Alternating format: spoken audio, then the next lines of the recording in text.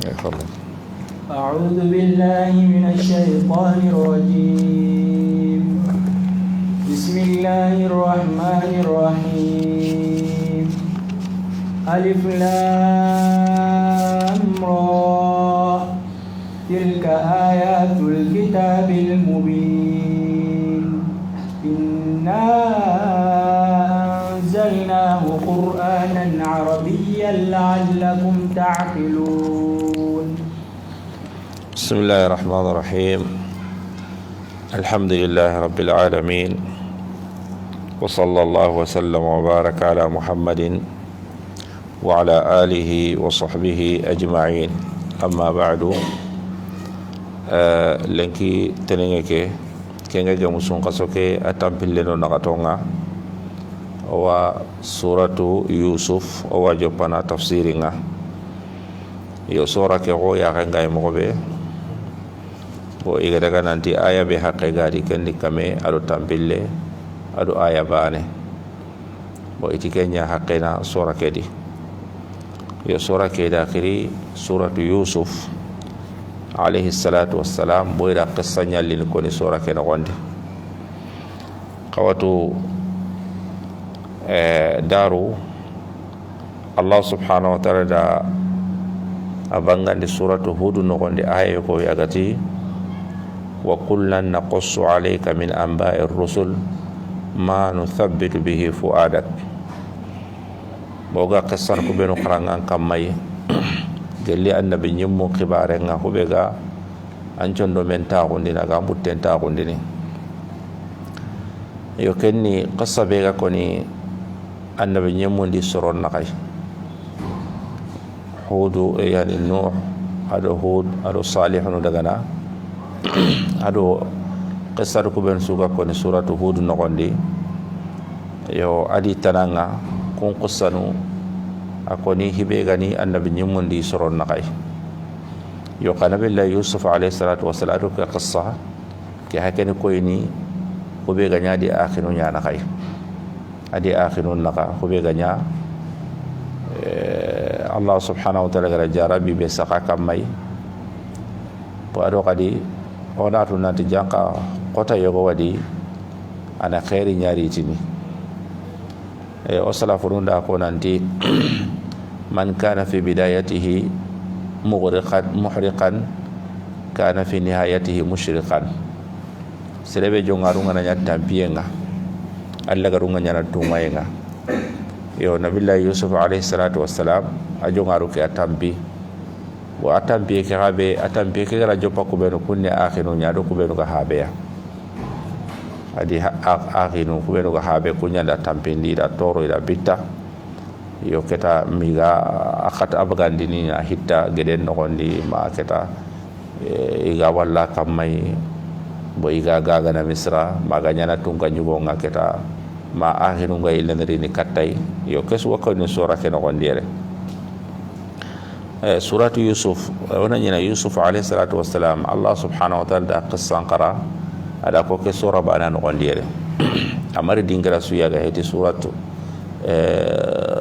zumar no gonyar baketa agati wala qad ja'akum Yusuf min qabl ya suratu ghafir bo aga dangi ke ngata Allah subhanahu wa ta'ala ma aqissa ko no kala qissa ka ko mandi na ko yaran kunne yo to anon di suratu Yusuf ani makki nyai mana ngani ke bayan qafaren kam sallallahu alaihi wasallam makka yogoruti sura ke yang qafaren kam maga hijranga katta madina mana makka do madina naka sura ke yang ka no nyai yo asababu nuzulun ka sura ke yang ka sababunga diga mudan dan dawaro diga pana nanti sahaba nunda muru fare sallallahu alaihi wasallama ana qissa yogo ko ni dangani Allah subhanahu wa ta'ala Yusuf qissa nyakandi diga pilali nanti yahudiya nunga yanda ka katta fare sallallahu alaihi wasallama nanti ana hoko ni dangani Yaqub remme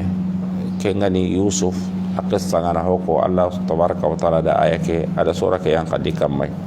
mahma yakun yani sura ke ken no ko gadi mo be faida gabe gabe wa no gondi sedenga na sabari toran kam mo be ga toran palle serennan cabari ammaren tinten toranga ato kinte nyande kebe kan kawanta sikkam palla gande mana kengan pasi da ko agan toro na agan bitana agan kinno konno nyai maga hamminta ko nan donan karniya a ona warona hitta geden no gondi akota ko tenya na kasabari yam palle agana sabar hube garni kem palle ken khairi nyai enam sura ke ona jopa bismillahirrahmanirrahim ke ya ke hasaren dangoy alif lam mim ke hasaren dangoy ge logan suratul baqara afar alif lam ra hasaren dangoy ba oda ko nanti tuwanonti onanti Allahu a'lam bi muradihi Allah subhanahu wa ta'ala nake alif lam ra amuradu ngani kebe yere Allah nake tabaraka wa ta'ala ka iti hikma be gani gundo be gani Allah subhanahu wa ta'ala gara sura ke joppa ti alif lam ra kenina iqampran kon ni qampran kinyande ma kani korindi anai alqur'ana ke ina iga katuna meritini Allah subhanahu wa ta'ala tilka ayatul kitab andaku ayan wariba kunni kitabe ayanu nya al-mubin ibangante gani yani ishara kena kata alqur'ana ke ay yagonu daga nanti ishara kena kata taurata ke ay ka kenda sahana ishara ke korine kena kata alqur'ana ke ay yo ida alqur'ana ke da korine kenya holate ngamana ka alqur'ana ke daron ta ko ala qoron ta ko aga place kallamun te beedi aga place qore beedi kenya sabuni gadi tilka anda ken kitabe waride ayatul kitab anda ken ngarba ayatul kitabi kenna gelli kitabe ke ayanu nyai al mubin ibanganto gani yo ongana suratu barake hay suratu hud ati ayatun uhkimat fussilat ayatuhu yani ayanu ko idi gamundi wa uhkimat waydi no ngada qissan ko boko mewende fatan fanci na gamundi yaran kunne no ngada qissan ko konnen ka home boyda makissa bane kono yaran kunna gata bangandenni hagar qissa bane ko sora ken gonde na fatan fanci na qur'ani na bangandi enam Allah subhanahu wa ta'ala inna anzalnahu wa kudaki alquran wada yanqandi anna anzalnahu wada yanqandi qur'anan yana qarampuani arabiyyan arabin kannegani donc ke ayere Allah da bangan nanti alquran ke yanqandi arabin kanneyade bon yani ayan yogono qari Allah subhanahu wa ta'ala ti bilisanin arabiyyin mubin ti arabin kan kullenga ayan ka kenyade yo ke kama otu anu yogono daga wakende Abu Ubaida akenda gananti alquran ke no gondi kaliman ta daga hita arabin kannen bane kalima suga da arabin kannen asir sunga na ta kanne go alquran ke no gondi anaya ga hita arabin kannen atan kamanga anda to ngumputu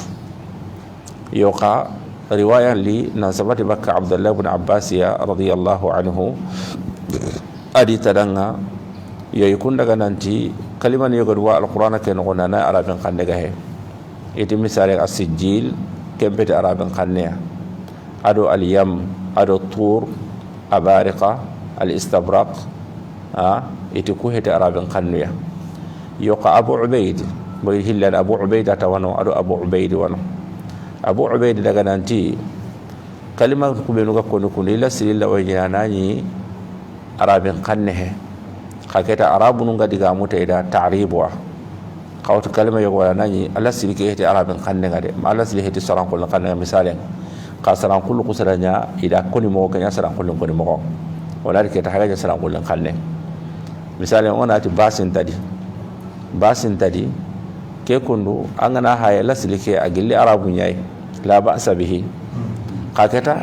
la ba'sa bihi angana ko saran kullu kanne daro arabin kanne ke bagu mer sa saran kullu kanne ke arabin kanne nyani de ka hagara illa na saran kullu koni mo iti arabi ki kalima ni yogon wadi ko ko benu ga konere al yammu at-tur al istabraq al abariq iti ku kondunu ku heti arabin kannuya yo kabari igara arabu ngari koni iga joppi konno idi koni mo kenya arabin koni mo gonye sasa haganya arabin kanne nga kala silikete arabiya ina ta arabin kanne kala silikete arabiya yo yani ikundaga ida ken ko ke mo ndambe Abdullah ibn Abbas yani diga me na dik ho alquran ken no ndaga heti arabin kanne Allah subhanahu wa ta'ala la'allakum ta'qiluna ma kana yahqilan doy mana Allah subhanahu wa ta'ala gar ke alquran yang kanne arabin kanne di ma kana fahamu kana haqilai wayri arabin kanne ngana hayi annani na kanne ana kan birante nyani kambirante nyani kalima bani rawai ni anay mana no man me way bo kanne ke haqadsu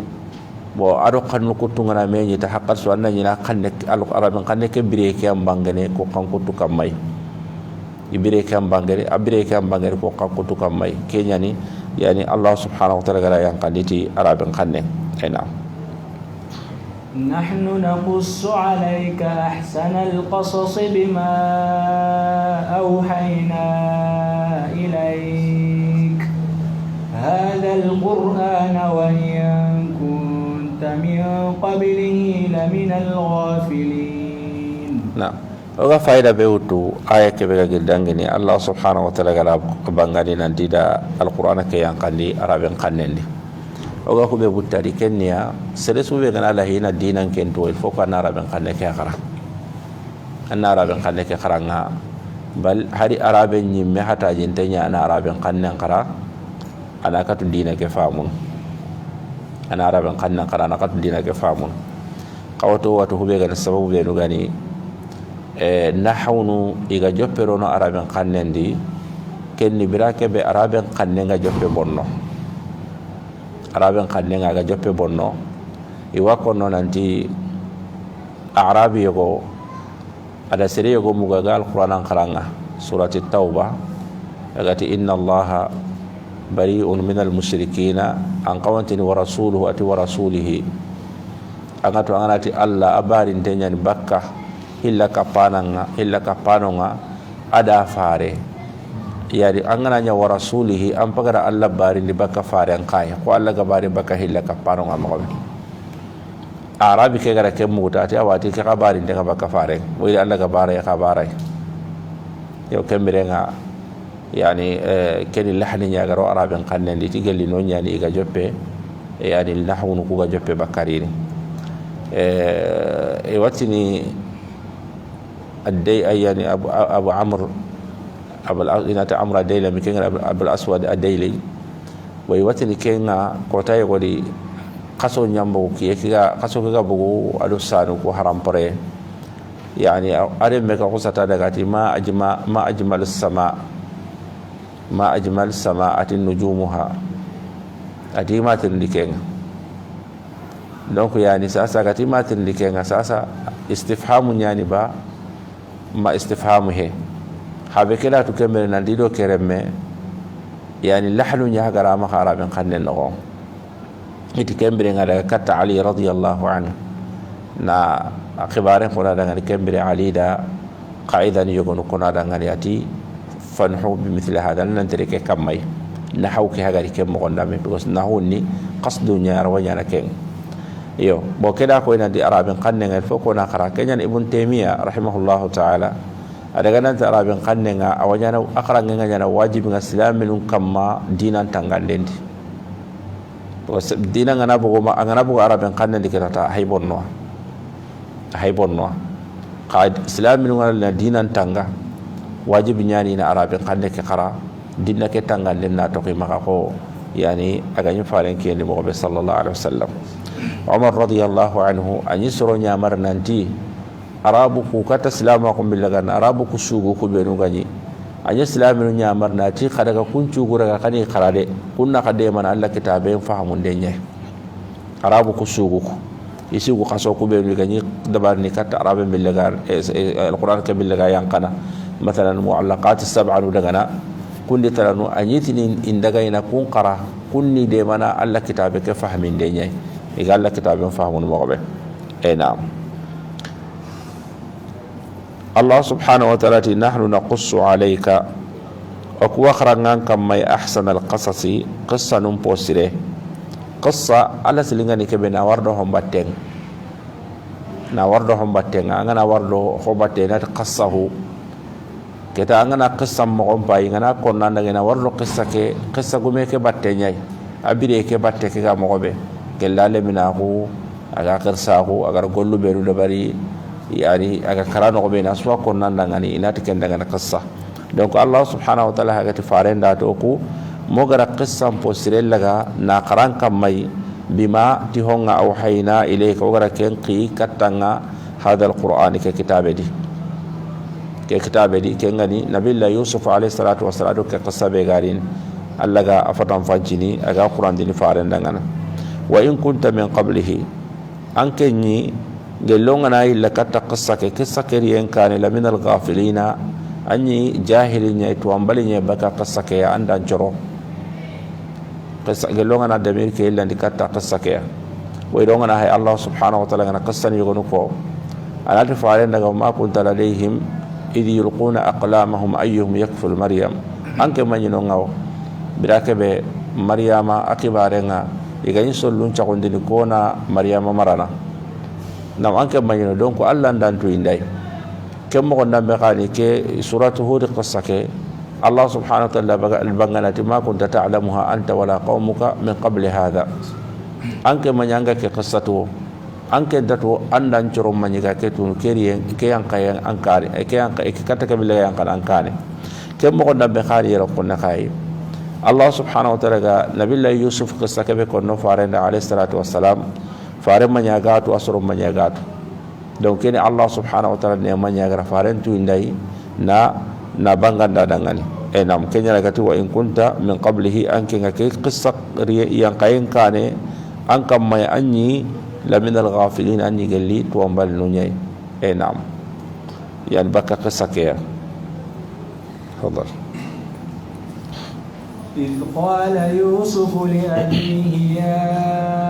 أبت إني رأيت 11 كوكبا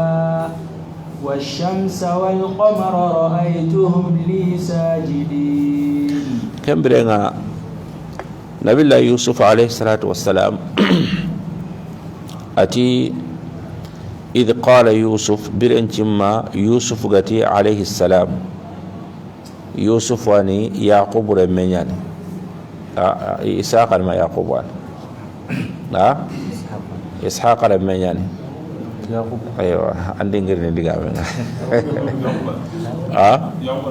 نعم يعقوب وان نعم فارس صلى الله عليه وسلم حديث اللي إقراتير لي سرب درينغاني أتي يوسف ابن الكريم يوسف النبي نملمه النبي نملمه معنى يوسف حابا يوسف النبي نملمه أحبا النبي نملمه كسما النبي نملمه أيوة أي من النبي نملمه donc ati Kenya ni hodaren donc Yusuf haga ko yera konne ati bilen ci ma Yusuf gati li abihi gati haba dangani ya abati em baba qarankiti gonda ya abata yani da fathanga ka yani qarankitu be no ga kamai aga bengani hobe bangante kengani kebe ga koner ya abati em baba inni ra'aytu 11 kawkaban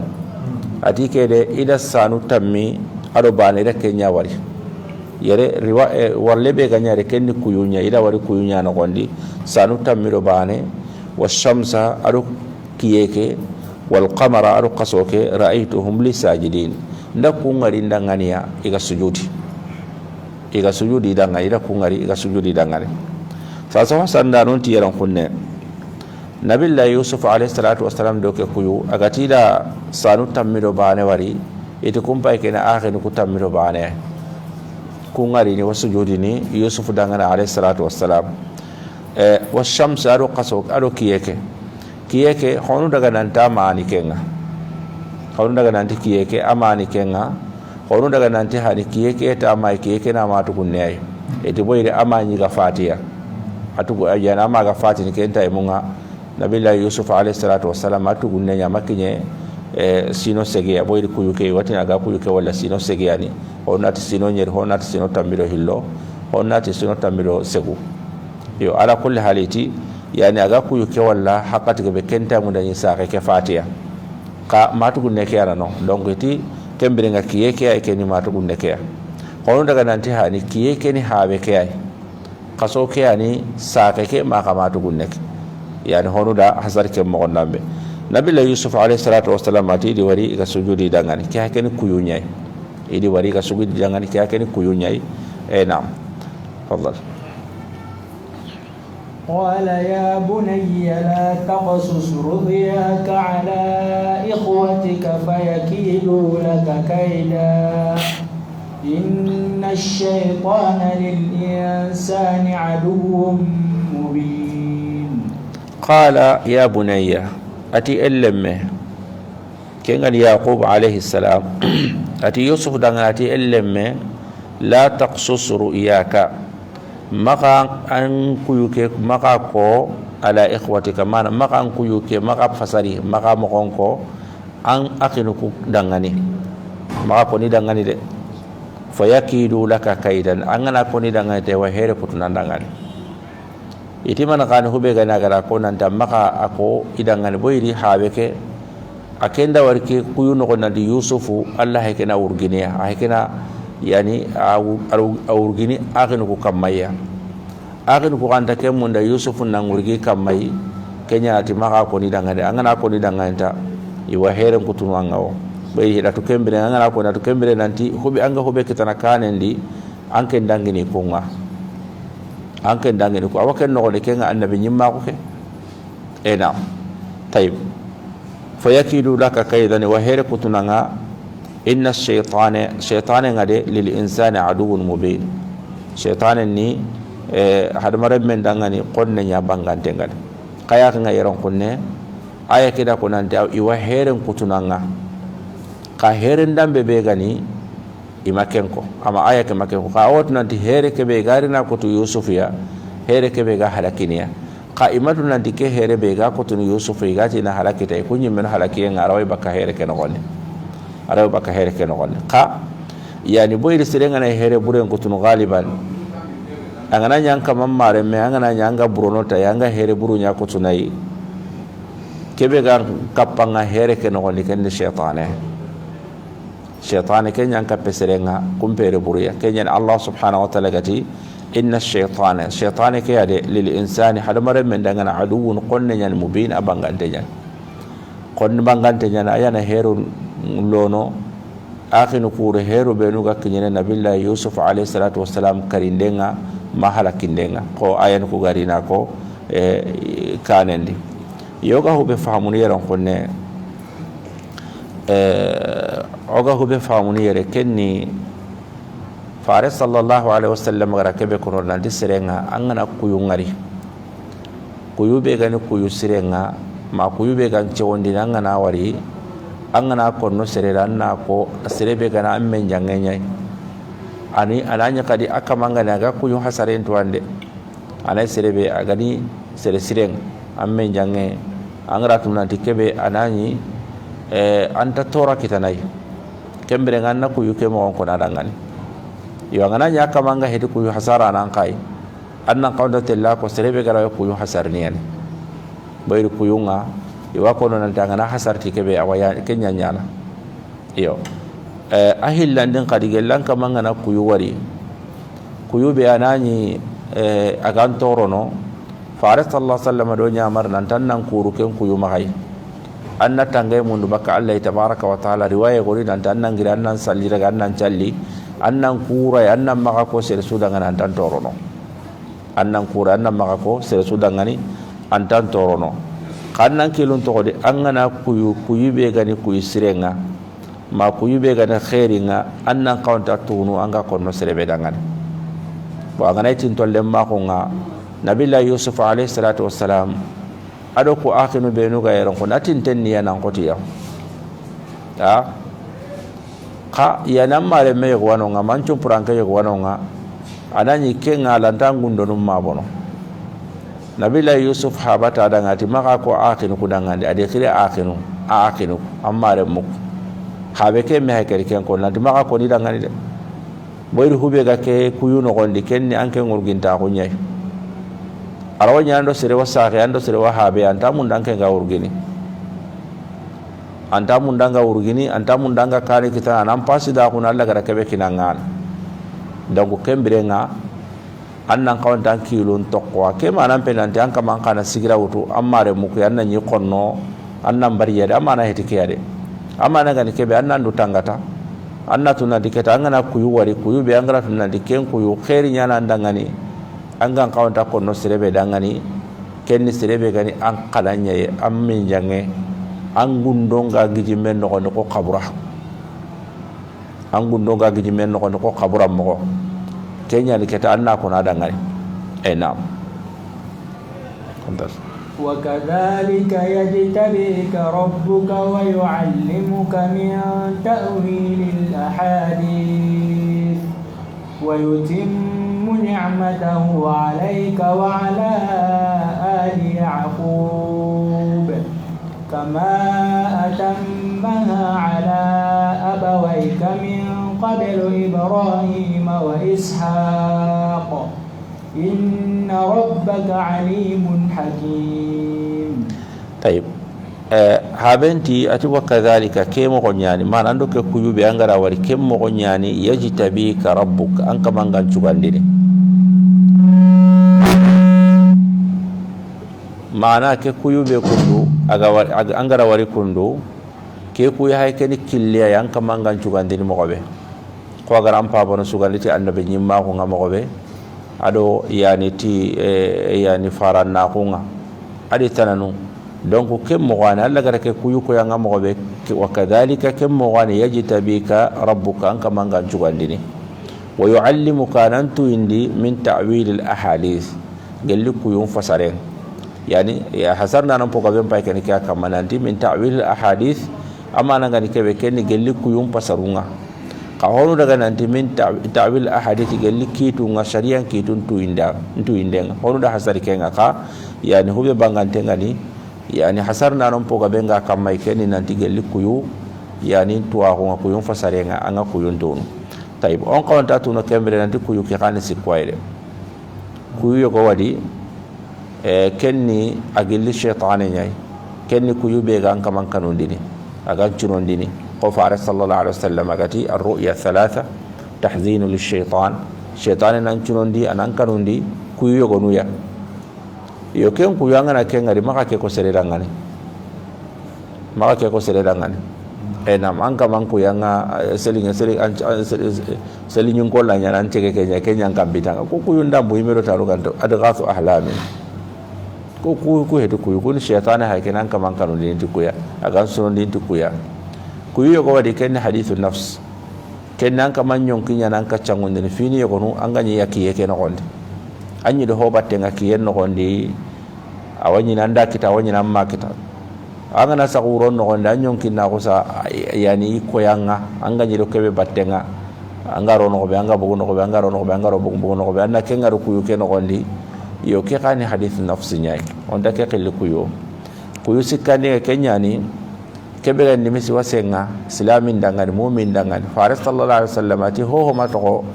ni misi was annabi nyimma ko daga ni misi wasa mu'mini ana wari ina wara dangani mu'minin na ku yungari ana khairi ngari du dangani ni misi wasa wana wari du dangani ma ka serene ko na wara dangani adi kenken to kontenya ka farin da bangani sallallahu alaihi wasallam ti serebe tongun tengari diga men no ko nakama ku yunya nyara tongun na ko to kebele garanteng enam donc kuyu kenit ku alhalan sikiyai awanya hadithun nafs am enyon kinnan kaccangondi shaytane sunondi ndenga sikandi kenya ni kebiga giri Allah tabaraka wa taala kenya ni agajar ni miswasenga mu'minin dangani طيب الله سبحانه وتعالى ويتم نعمته عليك ni ni'ma keragana timmandan kammai anke Yusuf alayhi salatu wassalam wa ala ali yaquba adu yaquba dun konun kammai boy habe ngana lemmen neman habe lemman nya lemmen nema habe lemman nema nya ni enam kama atammaha ko alla gara timmandi agara nema ka timmandi ala abawayka ampa ban wancara no kufil kama min qablu ibrahim ke kan min qablu ay ke kane ibrahima haba yugani kenga wa ishaqa alu ishaq ko hilli alla nema timmandi yo nema be ga ko ne ron ko no to anu yogo daga nanti ken annabi nyimma ko nyai ado kitaben to ago alla gara kitabe ke be kiniya inna rabbaka anka mangari alimun tuwana nyani hakimun kitana nyani ana finu chakondin nobe igan kawanta donc yani ke qassa yiran kunne Allah subhanahu wa ta'ala hagar aya ke jama Allah ma ko tonu hillahi tuwa kunga ado hikma bo ngana serebe tuwa kunga nan serebe makai galiban akamanya digamu nda gollun telle dome Allah subhanahu wa ta'ala tuwa kun yurwante nyana khore nyani baya da duma kan kuto aya bane ga he alquran ke no nantin tuwana nyai ra duma kan kuto kadi aya bane ga he alquran ke nantin hakimu nyani finya ka tuwana nyai ina finun chakundini mo be gan kawanta nyini donc ka qasaka aw kembangan dina Allah gar hikma benya nabillahi yusuf dangani ngelitam piem beranga ma tunka nyiga ko beranga ma keta ma yani saranunga habendo yani akhirunga gilli igarul misra iga sujudna dangana gatini iku yumpa ke qad ja'alaha rabbi haqqan nkamanda nya tongo ke so bangane ayat sura ke non na laqad kana fi yusuf wa ikhwatihi ayatul lis-sa'ilin na kembre Allah subhanahu wa ta'ala gara yusuf di akhinu ku qissan job atilla qad kana anya fi yusufa wa ikhwatihi yusufa di akhinu khibarenga ayatun kawa finuani ija kalin togani lis-sa'ilina tirindano dangani yani kawa finyani anani akhinga adi akhirun nakh iga golle beteranai iga hasda ko be koyayi boyi men watu katinan doga ki golle be dabarni nabillahi yusuf ya ado shariyanta tella kabante nyani kaytona dabari ahallona tubi angaru kenga anna tuna serenga hak hasda ko be ga katta nabillahi yusuf akhinu ko katta nabillahi yusuf alayhi salatu wassalam ime do katto ka be dabarna kabante ona dabaro nari tubi al muhimu yusuf alayhi salatu wassalam kenna mbugo ya ko ngata andagata ahalle odo kama ona tubi enam aka ida kenda baride boyri biraka be nabillahi yusuf alayhi salatu wassalam agaray dutu india nanti kyani yusufai i akinya hayken kiya bo agati dira meken daga idroke ke daga ina fitti ha ba yeso ngahabe ke ya ko ngarini igara kenda barida manaka ko iti habe kera inna kunna fastaghfir lana inna kunna qati'in ya ida munde habe ngana habe na kafarge se munde Allah yani ikunyi ga futuwa inyi gara gollu burenya da bari atasawfa astaghfir lakum rabbi innahu ghafurur rahim nam donc yayda ken da bari yani ka kesu nabillahi yusuf alayhi salatu wassalam boyda no ne nkallan wonte nyani sire nyani toran do kebe su gara saka kamai akemma kengutu bane amauti akinu nandini ragatai hari agara hoyke utunaro mude ke utunaro akike yokku nogondi yani igara wara nogondi kunda digame tanako ken digame yusuf da kemma bidu dia yati in yasriq faqad sarqa aqul lahu min qabl andanya ga faita aki yogonyi ga faya qad akane fa asarraha yusuf fi nafsihi wa lam yubdiha lahum ada ken digame rega da ma bidu di ama ken bangandi dangan magidu koyni anan dikani yusuf ya migatil qad manna Allahu alayhi la tasriba alaykum al-yawm yaghfiru Allahu lakum yani nabillahi yusuf alayhi salatu wasallam ke toronde be akhinu ku gara dabare gillire katta yani nanyako menga yani akhinu ko anda kencap yani qakesu nabillahi yusuf alayhi salatu wasallam siroye be gay katte akhinu ku ya ama sanze ama ille enam tayib إذ قالوا ليوسف وأخوه أحب إلى أبينا منا ونحن عصبة إن أبانا لفي ضلال مبين. نعم إذ قالوا بركب يكونغت لا يوسف وأخوه يوسف كند أدي أخي كنغن بنيامين أحب إلى أبينا يكون ينقن كتو هابي minna nan qoto kuya wa nahnu usba ko qani jamanyai o ha baga ko benu qanun nan qoto kuya kullande o ha ba gollen dabar o ko no haba gollo nda baro yana gollo su da barni habe ngan hataji fofo su dambe o ko na risini katte ka kendi hisu akenda ku hilla kanna ko to kuya yerani gar habe ke jarageti na abana o haba de la fi dhalalil mubin o haba wasan konta ko po gorende ba san konta ko po bangandendi bo dangana yani o kudo kumpa kun jamanya o ko de mande na katto haba ina ko to ku yusuf di aking donc aga takanya ga san konta ko ni manakane aga kubenu gande mana anga kun to kono nga kubenu gantande mana anga kun kanu nya bangani no naka ya no to anu e kon ti aga nanyi kati dalal ke be gar san konta ko be gara ko yeron kunne aga nanyi garo dinan karanya ndi haba san konta dinan karangata inyi yana ka hernunga khayron kunne san konta ko be ga kunne ramana be dinan karahe inma ido yusuf naka ido yusuf ti akhin naka ina ro kenya ken san konta ko mana hayro kenya nanti habe ke sanko yani tabi'i yani hado mare menga lemmu ngana nyam ma tugunnuku anga kuntin to ndanga andu anga kun kanunu mo be yani anda kirsu ko kanna kem mo lambe because yani lemnan nuku ko hata jintenya na kanu ngana ko ta kirseng kirsel law higa be dabar ne tudu idu ya kalemne ke foko yani ken nan tinto sarano nga ana kanu ken tabi'i ken ga sersu mo nyani ken yani allem pana be ga sare ne kebe gan so manga gananya abana ga maka kata bila ko ne kitana yana gana ko ne kita ko ba kenyi minatu nan di pratique ike sure ne sere tan hagari ha kenya ga ko ne ke janga na kelle tabi'inya yo ha wala ko yugo kasan li ile lagaru na tayib yeron kunne nuqta hana kebe igala digame ke betele ngondi katti haba igatu wa nahnu usba ke wata araben kanne like kununi inati usaba kenya jamaa kanna nyina jamaa be gani idame mu ho kamma al usba kenya jamaa be iyorinte na ho kamma ino igato kun jamaa keda ko nanti kunda me famu ho kamma kenya ni gari ke digame ko ida me famu ho kamma ya igala me famu kebe kamma wari ni ko di kanendi كينيا قد نحن عصبة نعم والله وقتلوا يوسف أو اطرحوه أرضا يخل لكم وجه أبيكم وتكونوا من بعده قوما صالحين نعم جماعة إذا رميبو كيف كما أي واحد كان كيا يواتني سورة تميلو باني يعني حسنا يقولون هنا سورة تميلو هلوان نعم iti uqtulu yusufa kada yusuf ke kala kariya dan godat nan janka hasida qullo na haban banon pililo mena kai awaki nan dibanan na hernya na banan kari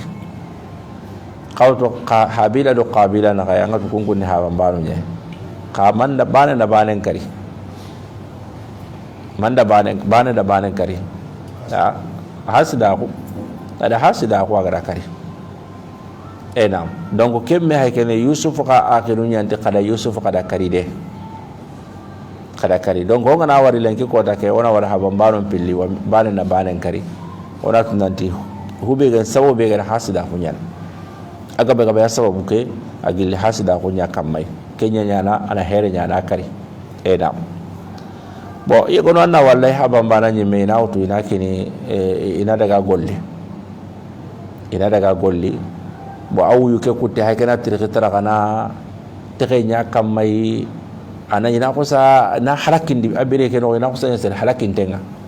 yego no waken kada barni kusu bo an kama ngana ko gollu su da barano na dangana ke Allah tabaraka wa taala Allah subhanahu wa ta'ala an ko sini hade kenya ibn taymiya da kwati sele su gadi hasida kunga atawani nan chondo menati kha mu'minin ni khalle kana mo nan tan na bangadin mu'mini atane khalle mu ko dinan tan na bangadin ata kasar suga heti mu'mini ken ni khalle ke bangandin ya ana koyni kebe agar hasida nan danga kebe kam mantalin na ka mu'minin ke yani sere suga di manga sugu hoya mangara howara anna yan ka mu'min ni khalle ngana mabonwa antan na bangandini ana Allah nyaga na kammayya ana Allah fasangunta ko mundu ana Allah fasangunta ko mundu kenyan sharia ngar hasida ko ko khirina ndike no suqenga angana serenga di misale ngaka manda hoda bare Allah golle da bari anna ko sa suqadi ken suuke nyame khangana ni sasa ngana khoni doke Allah ngolle batten haganya hasida ko angara khoni do duna batten haganya hasida ko ka ke wasere suma kai ka mu'min ne kallenga na mabuno anta dungina bangandini ana gajanga anta dungina samatina kamai enam iti uqtulu yusufa kada yusufa kari aw itrahuhu ardan ma kana fitaninya yakhlu lakum wajhu abikum mana ana dura ko kada ngane kahaba yeso kembire nga kahabe ke ma yusuf wari alayhi salatu wassalam yusuf nta yeso nga kembire nga habe ke awakatin to ni katta katti duya awai yani kana kum banga ni kadina ko aganya do yusuf na kay maobe donc kada kenda bari watakunu kananya min ba'dihi ay min ba'di qatl yusuf yusuf kallem palle maka yusuf hitandem palle gunjolandi kananya min ba'di kam palle qauman suroi salihin sursiru yaganuti kananya suroi kubenu gatubi bakka golle ke be kagara da barken yusuf karinde kiani ke banganten aya ke do ka honu kada gana hasar dan kananya soro sirunga fa bendangani kana tinto habe kana siro katai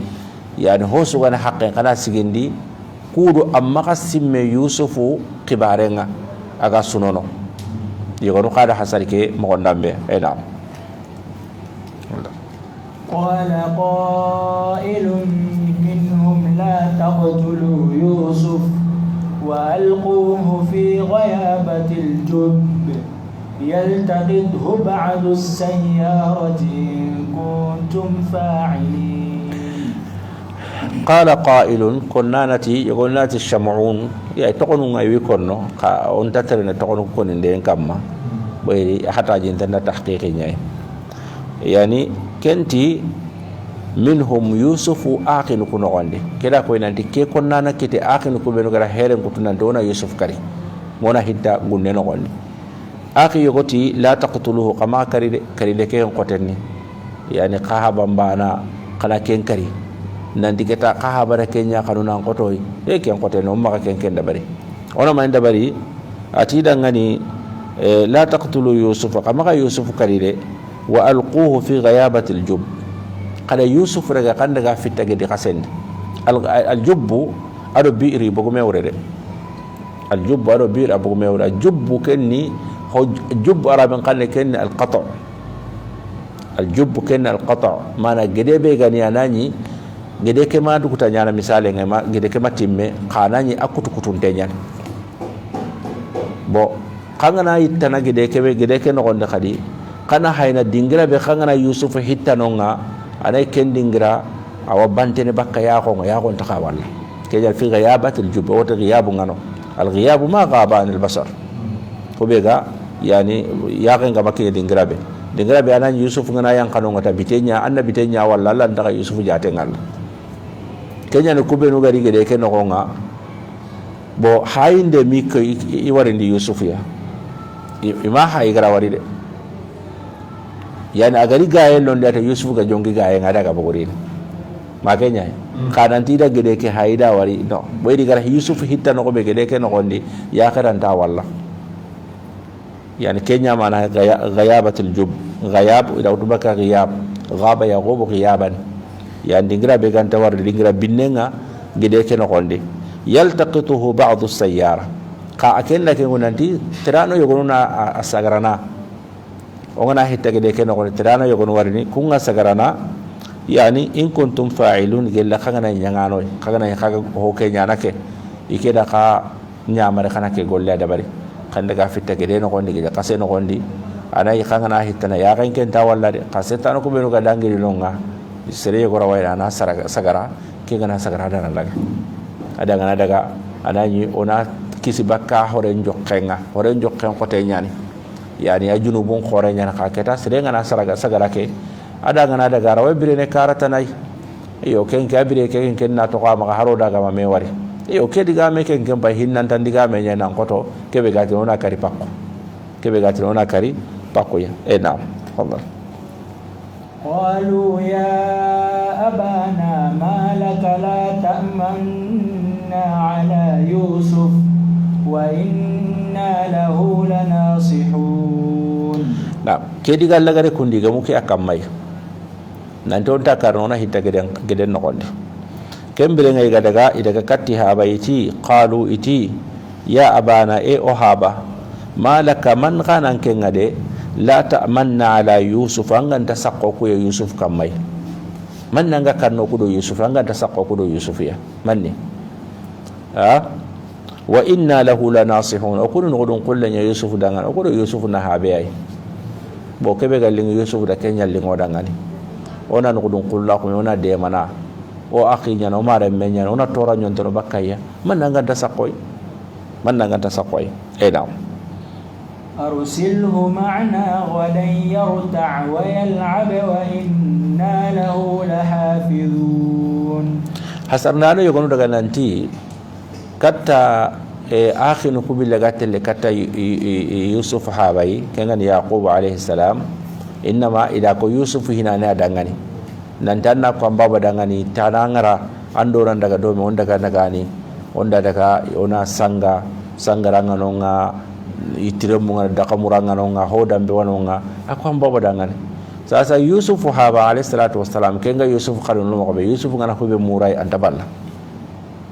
donc ida kenya waraka ne hinana kembere nga ikunyi men ko sadaga kattai ita daga arsiluhu ma'ana gadan Yusuf wara telle kapoy kumbane irsali bega kono ken itlaq nya warande nya waron daga qawtu irsal ngari ni warande Allah subhanahu wa ta'ala gati inna arsalna shayatin ala al-kafirina tahuzzuhum azzan inna arsalna yari amana benan dola shaytanu nyaqi katta kahirun amana ngalola shaytanu ngara warande nya itlaq nya donc yeran kunna Yusuf awara kapoy on daga gadan kumbane awara kapon daga kumbane yarta aga dakamuna ga lege sangana irta kenya nanna sanga naige itremme nyiga bo anna sanga kadi anna dakamu kenya ni irta kenya nati yarta amana pay kenya kawna nyina karan kittu nyogonu la ko nanti narta nanya nunul jam'u oga sangana oga igene yani honu da kara yarta kenya ko ni ran ko ne kya gaben wa yal'abu ana sanga wa inna lahu akuska pekenga yo ke dakamero ke sangesu okuwa Yusuf dangani la hafizuna tangandano nyane ona tangana ke sudi donc kawt ke haykeni diga kote nyai ga konno ha ben dangani donc kera wanya na sabo e me hare ha be kenga nya kanun tengani nanti inte hakalen to ko Yusuf di ya gara ke diga me kota ha be kera wa walla nati ke dugo idan daga don ena قال إني لا يحزنني أن تذهبوا به وأخاف أن يأكله الذئب وأنتم عنه غافلون. نعم. قال أتي يعني حابنت يعقوب عليه السلام أتي إني لا يحزنني أن تذهبوا به إن كده أبين شنون دينا سري قنان دكتاي na kadu Yusuf nan daga do me kangin cinon dini yo itike kun da hay dalili nya ga ko nanti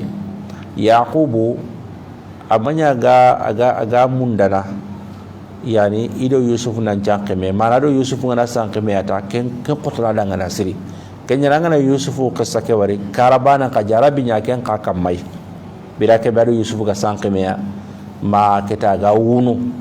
yani magat inna ma ashku bathi wa huzni ila Allah yani akenyi me Allah subhanahu wa ta'ala da jarabi qissa ke ko agara Yusuf balawun agara Yusuf jarabi ndi mogobe ati inni kede la yahzununi ngas abin cunono de an tadhhabu bihi qanan de qado Yusuf nan daga wa akhafu an ya'kulahu dhi'bu ngakanna turungen nam magaiga yaran konne hodu daga nan sababu be gani agara konan tingakanna turungen nam magaiga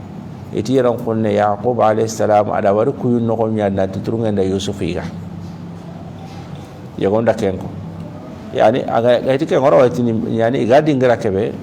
iga bi akebe no kenne ku gundu hondambu gabunga no bo kuni khibaru nya ga kinyeni haqqas mi andi turungen ada serenyi ga turungen ada serenyi ga barawanya na kenga ka hasan nanu ko gabe kamai ke kenya nanti ada wari kuyunya no ko nanti turungenda iremme ke ga kenga ni Yusuf alayhi salatu wassalam ati wa antum qakunga da anhu biraka be turunga nanya igana qakunga baka Yusuf ya ghafiluna qakun ni mungano nyai turunga nai ga nanya kala qamungundo nya kanta seda anari anamun dinyiga kado menak kiyani ngakkan na kado Yusuf na makadaga lebine nyana rantai tora nyontono bakidu ya gundu hoga na rangana kenai kakungantano ngakaga mungu bakai ana igana kiyani enam قالوا لئن أكله الذئب ونحن عصبة إنا إذا لخاسرون قالوا إتي لئن أكله الذئب قلنداني قندوه نارغا ما ترنغ نارغا غرايغا ونحن عصبة أكو غري جماعة أكو كي جماسو إنا أكو دي إذا لخاسرون كمبر أكو نپردين دونيه قلنداني ترنغ نا يوسفيغا كمبر أكو پردين دونيه boyro ku soro tammido manime o wadi ngira nga Yusuf wona ka turunge nare ana kenyiga ko nya perdi ndonga yo nya nga keso hay diga kote nyai yani gara ko habe ke dangani Yusuf alayhi salatu wassalam khibareng yo ka kata igari ni kebe ko habe dangani o nandi turunge ndege kenyi meni gare nyai boyre habe ke ra ko na turun khibareng ko ni dangani e kun ka gari kata habe nga ida kediga me ko nanta turungen dai gadi o ga daga ta o ga kanyene no ko be o ga nagari no ko be ta turungen ada iga on ta seda ena Allah falamma dhahabu bihi wa ajma'u an yaj'aluhu fi ghayabatil jubb wa awhayna ilayhi latunabbi'annahum bi amrihim hadha wa hum la yash'urun وجاءوا أباهم عشاء يبكون نعم أدي فلما ذهبوا به براك بي غدغتا إلو يوسف غدغتا يعني وأجمعوا إذا ميكا إجماع بيغا نيرون كنا ما نغن حنقان دي يعني كتا بيري جمو نندونا روغي نخون قاكتا نمبانك غولي كي كمي كي إجماع هاي نيرون كونه نعم إذا ميكا هو نمبانك أن يجعلوه في غيابة الجب نادينا فتا غير نقولي غير لاتن نقولي غير جيبه إن فتا نقولي يعني إذا دبري إذا يقول لك دبري أنا إلا كتا حسرنا نقول أن جينا قصة كبيرة كنا يرون كنا إذا دانجي إذا بكا حبيك ويهايني مي حبيك يا عن تقي ولا كتا كم بريك عن تكوكين يعني كواتكين يعني كوانيا نكون كنجو دا كنجوكو الله أعلم بصحته kunga benni israiliyati no nyai khangana ile kata tafsir no ko yono an yono wallahi na ken ko no de yegona ko na migra li ngondi me siri mangala wunu ka ay ga be ke Allah ala fi benni israiliyati no nyai kha aya ke ke ngara ke be bangal nandi birake be ga daga ti Yusuf alayhi salatu wassalam hankandi nangemu na wutuna fitta geden no gondi ila hitta gede ke no gondi igara hitta gede no gondi Allah subhanahu wa ta'ala wahyu nyankadi katta Yusuf alayhi salatu wassalam non yo keta ko be ngati awu ni sino tamilo hillo ay onu sino tamilo sego onu tisino nyeri yero ko ne kambire ngani igara hitta gede ke no gondi wahyu baga yanka kam allati wa awhayna ilayhi o qusaqi di katta Yusuf ay latunabbi'annahum bi amrihim hada mangara ko khibari ido ke yare ido ke golle be gara nyanga ko nude mangare khibara kotari ni ya mangara kendi game ko ni dangande kenya ni kota ke be adi akhi ngata wakati dangani akhi nya hay ken ke Yusuf akhi lo Yusuf kamma aditu wa hum lahum munkarun ikummat bilaka be kati dangane hada akhi ya akhi nya hay ken ke yana kota nga golle kebe sube gara dabari kunyi minan cimmene ke automatic moda kedo dabari Yusuf alayhi salatu wassalam oda kalle mundu qala ma kalle mundu Allah subhanahu wa ta'ala abirandi nanya torana ngabal yani lasame ngari kita gari kata Yusuf alayhi salatu wassalam yikumma du Yusuf ga kencendi dangani kharsi nukudi yokku ko adi sage ati kadin daga kana ta kahaba dangani illa mine ko na igatina ngani binyamin ka akhi yugo kado kennari kada nganari nga hokinna kay kada gaban da hokinna kay ke so hay ishara nyai korinde nya kata yusuf alayhi salatu wassalam yusuf garaja kati akhi nu ko nanti kaga kebe de barna kebe hita giren no gondi kaga simana dandanya na hoyi allah gara kenya kabira ronki kenya ilenke kama hoko da kurua hikela garunya nde agara kone nanti kani yusuf ya ana yusuf wa hada akhi kani yusuf ya yusuf ke be kaga akhi nya kene ke qad manna allah alaina ainam allah subhanahu wa ta'ala donc ana ko tanga igare haqqati kebe adi ga de mirina haqqati be nangirina ga ranga ibako mewra iga de mirina haqqati kebe ya watu nanti ladam maka haqqati be ana tamisonunga siti haqqati be kendi katta ke mbilla ga khenne kay kunda wara daiga masale enam kenya na tiri iri ha bai isha'an yani hutron pakatinga manellenga yabkuna igawunu taib ina man qawunu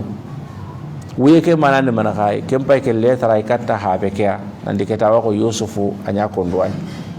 boy serenga na ranga wu ado ho giranga adaga awun telli katta nga kenta kitten no nga wiyeke ken harenye katta ken yo ka ke wiyeni hakika wiyenya manay ma hakika wiye because ku golle ke lingi dangania na yusuf la ton di haba yiga mu kanne nyani ken na hita gede ndi yiga mu kanne nyani ke ka keta na ngu irin de ke na ngu kundu habe ke ure ke mu yebe gara dabari kempeti sawabu nguye kemper sawabu ye kenyan habe ke la garu ke gara hin ku kora idangana ti dangana bal sawwat lakum anfusukum amra ikewot na kayon kinu nyanda hi dabara kadangal mana kayon kinu nyanda kanene kagara here yo dabari ikawa kento kabari wa sabari yanke aho sirenga yo kenda bar ena ayam ke kenya tayo subhanakallahumma wa hamdik ashhadu an la ilaha illa anta astaghfiruka wa atubu ilaik wa sallallahu wa sallam wa baraka ala muhammadin wa ala alihi wa sahbihi ajma'in